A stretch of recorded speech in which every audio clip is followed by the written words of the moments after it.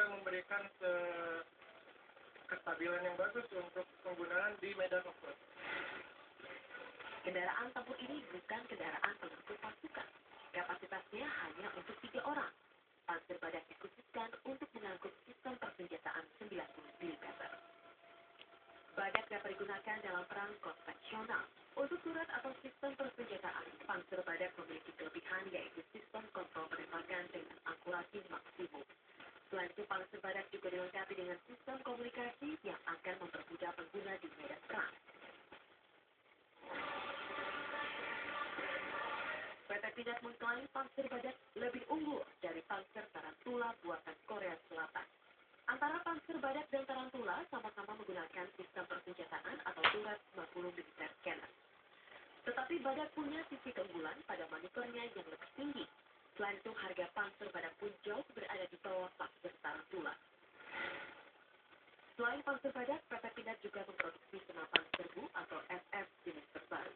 Senapan ini belum diberi nama sehingga disebut SSX dengan kaliber 7,62 mm. Senjata ini memiliki jarak efektif tembakan sejauh 19 meter.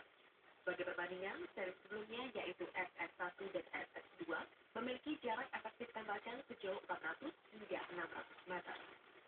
SSX ini sudah sesuai standar internasional sehingga senjata ini bisa dilengkapi dengan aksesoris seperti teleskop, lighting maupun inframerah. Kita juga berusaha untuk mengikuti persyaratan yang bisa diterima oleh internasional, jadi kita sama, untuk persyaratan kita sama. Jadi keunggulannya pun sama. Kita efektif range sama, kalibernya sama, kendalanya pun juga sama. Selain SSX, PT Pindad juga unjuk gigi dengan senapan penembak runduk atau SPR-2. Salah satu keunggulannya, senapan kaliber 12,7 ini mampu membidik sasaran hingga 2 km. Bahkan SPR-2 juga merupakan salah satu senapan anti material yang bisa digunakan menembak tank dan panzer. Jika dikombinasikan dengan munisi unggulan kita, di mana kita memiliki munisi MU-13, itu kaliber 12,7, memiliki 3 efek sekaligus ketika mengenai perkenaan atau target. Dia menghasilkan efek ledak, bakar, dan juga efek penetrasi. PT Pindad mengklaim bahwa SPR-2 mampu bersaing dengan produk buatan luar negeri, seperti Black Arrow. Senjata ini telah diuji dan dapat menghasilkan daya tembus yang lebih baik. Terbuat dari alloy. Iya, full alloy. Cara kerjanya dia single shot, tembakan satu-satu.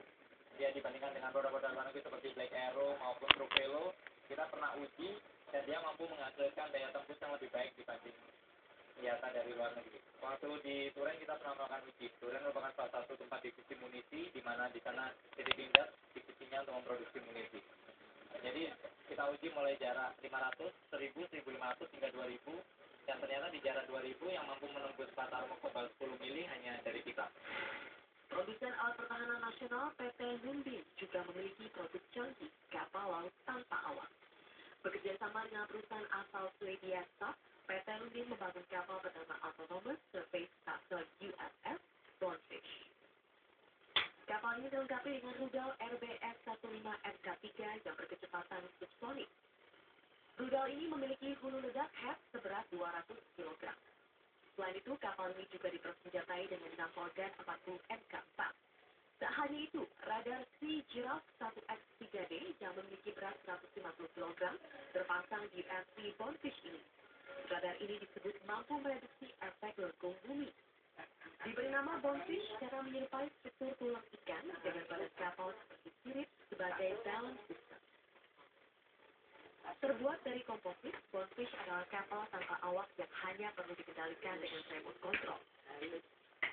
Terbuat dari komposit, 2 karena tidak pakai kru, tidak pakai awak, jadi melalui remote control. Bonefish ini bisa digunakan dalam situasi apa saja, bisa buat patroli, bisa buat SAR, bisa buat biacukai, polisi, angkatan laut.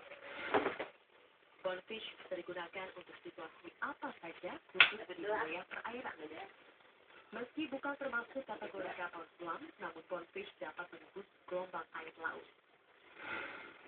Sementara itu, PT Indo-Pacific Communication and Defense (IPCD) mampu membuat pesawat tanpa awak atau Unmanned Aerial Vehicle (UAV) yang cukup canggih. Pesawat Pesawat tanpa awak atau drone ini memiliki beberapa jenis yang bisa dipakai sesuai kebutuhan. Yang kecil, yang ukurannya backpack seperti itu dirancang untuk pasukan-pasukan khusus. Jadi untuk membantu pengindahan jarak jauh, untuk membantu pembuatan peta operasi, itu sangat tepat di situ.